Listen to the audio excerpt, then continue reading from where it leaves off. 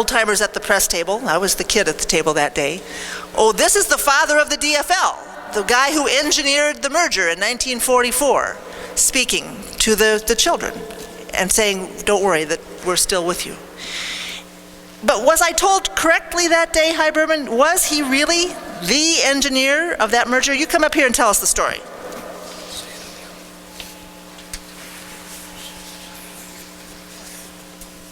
One of the problems about sitting up here is that we don't hear the speaker. So I may have to turn to my fellow panelists and talk to them directly, so excuse me. Now, what I told Laurie last night is that I may be raining on this parade. The reason I may be raining on this parade is because, as a historian, I have to tell it as I see it. And as I see it is how my graduate students saw it in their research. And their research on the founding of the DFL is quite different than the conventional wisdom. Hubert Humphrey was 32 years old when the DFL was formed. I don't know too many 32-year-olds that play a critical leading role in any political movement. He was also then a graduate student. He was a failed candidate for mayor of Minneapolis. Now, don't get me wrong. He played a role in the merger. It was a minor role, but a significant one. He was secretary of the Unity Convention, and as such, played a significant role. But the merger of the Farmer Labor Party and the Democratic Party is more interesting than what we know from conventional wisdom. The architects of the merger were, in fact, not Minnesotans at all. The architects of the merger were in Washington and in New York. In Washington, the White House. In New York, 12th Street. Those of you who don't know what the designation of 12th Street, let me tell you, it was the headquarters of the American Communist Party. It was an architectural combination that found its way in Minnesota through Washington and New York. What's the reason? Well, very simply, the White House was concerned about the electoral votes from Minnesota. The Republican comeback after 1938 had reached a point where the White House political people were concerned that Roosevelt's fourth re-election term, or fourth election term, third re-election term, would be in jeopardy if Minnesota's electoral votes don't come in the right place. They felt that the way this could be accomplished would be to unify the Farmer Labor Party and the Democratic Party. Remember that the Democratic Party in Minnesota at that time was essentially a patronage party, a party that consisted largely of mainly Catholic constituents in St. Paul and St. Cloud, the two saints. And the Farmer Labor Party then was a party that was really dominated by the Popular Front. For those of you who don't know the term Popular Front, the Popular Front was a coalition of forces that were to the left of center and were primarily forces that were allied with the American Communist Party. Now, the communists come into this very simply. The fear that Roosevelt's defeat in '44 would jeopardize the war effort. And in 1943-44, the communists were even more patriotic than any American. Of course, their concern was, of course, the security of the Soviet Union.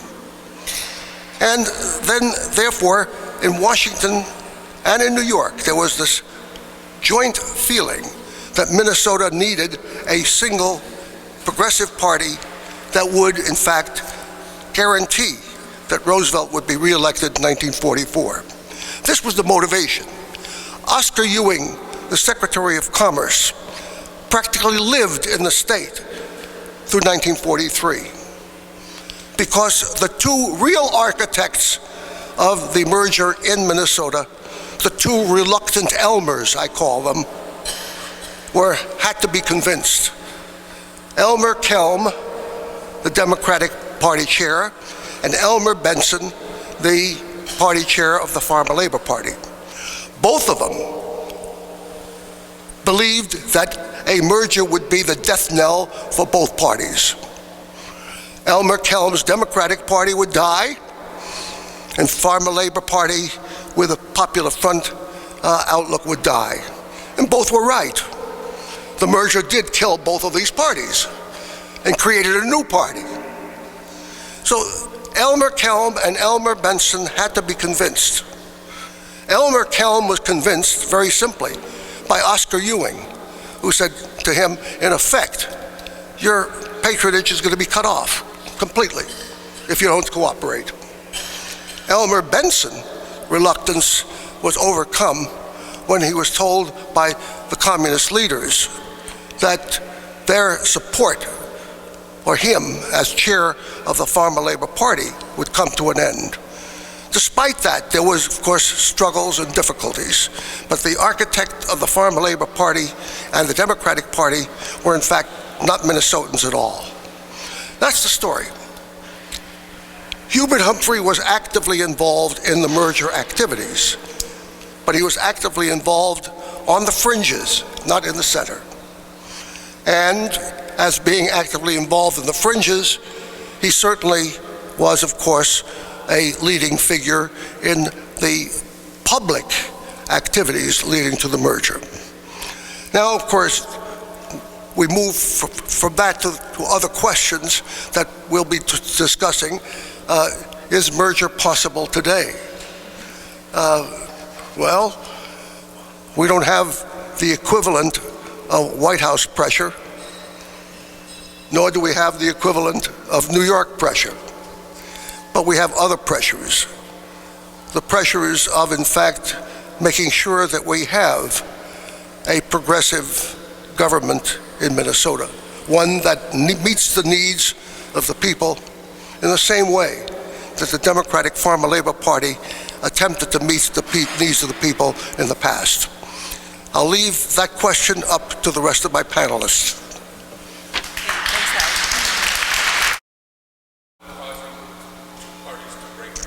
For everyone's benefit, the question is, how did they manage to engineer the merger in 1944 without causing such a rift among the socialist and communist side of the Farmer Labor Party that it fell apart? I have to tell you, the last interview that Elmer Benson ever gave was to me, I'm proud to say, in 1983, just a few weeks before he died. He was still, to that day, extremely angry with Hubert Humphrey for what had happened to him. So, yes.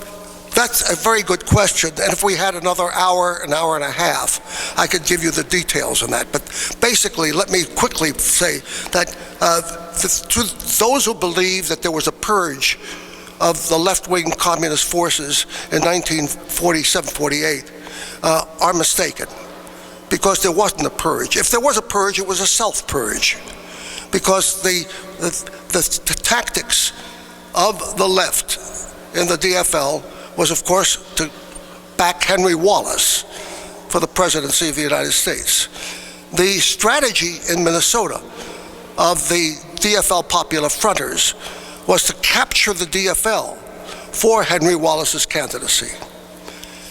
In the midst of their efforts, they received orders from New York. Stop it. You're going into the Progressive Party, not into the Democratic Party. They moved themselves out of the DFL party. There was no need for a purge. So the belief that there was a purge came after the fact, probably after there was resistance on allowing them back in.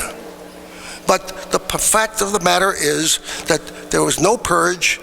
They excluded themselves. They refused to continue with the county conventions in while Hennepin County, Ramsey County, and St. Louis County conventions, the three major ones, they refused to continue the fight into those conventions and pulled out and formed the Progressive Party of Minnesota.